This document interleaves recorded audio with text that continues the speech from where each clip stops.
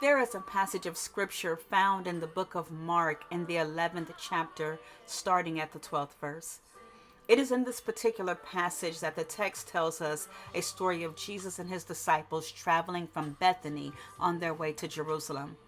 It is here that we see Jesus in his rare human form, being hungry and seeking nourishment. The text says that from a distance, from a long way off, Jesus gets his hopes up and he recognizes an all too familiar sight, a beautifully well-blossomed fig tree. But when he gets there, verse 13 of Mark 11 says, he found nothing but leaves, for the time of figs was not yet come. I have to admit that I struggled with this text because it clearly says that it was not the season for the tree to produce figs. So if it was not yet season, I understand that Jesus was hungry and he needed to eat. I understand that he saw the leaves and he was anticipating the fruit inside. But if it wasn't the right season, then why would Jesus curse the tree?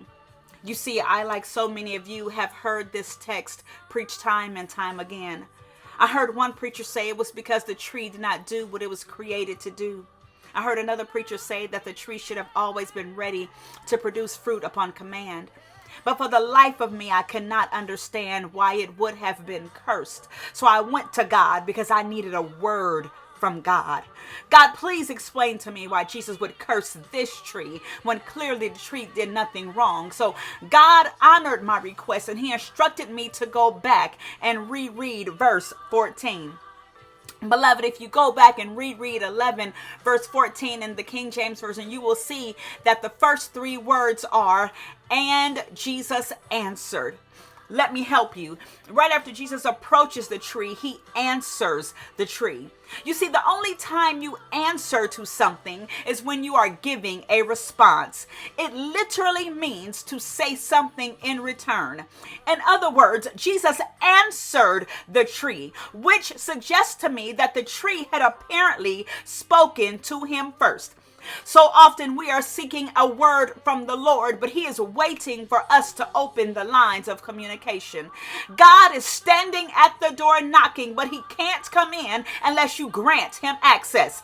Yes, God has a word for you. Yes, God has a miracle just for you. Yes, God has a miracle with your name on it, but he needs you to be open and ready to receive. How do you do that? You do that by start by making God a priority. Start by laying aside every weight and distraction. Start by falling to your knees and just thanking God for being God all by himself. Let me help you. If you simply go back and reread the entire passage, you will see that it was the disciples, namely Peter, who assumed that Jesus' words to the tree were a curse. Baby, I know it sounds like a curse. I know sometimes it may even look like a curse. But can I submit to you today that what if because the tree had been so faithful? What if because the tree had given in long and lengthy service? What if because the tree had done all the things that it was designed to do, that God was simply pleased? You see, the fig tree is a physical representation of God's provision, protection, and promise to mankind.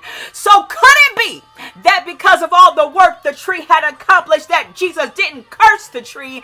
Could it be he simply gave the tree permission to finally rest? I know you may not see it now, but my brother, my sister, God sent me here to give you this simple word. Don't give up. Why? Because when God looks at you, all he can see are the plans he has designed specifically for you. You are designed to be like a tree, rooted and grounded in God. You were designed to be a sense of stability to a fading soul. You were designed to speak life into your family, your neighbors, and your friends. Now that's a word. You were never cursed.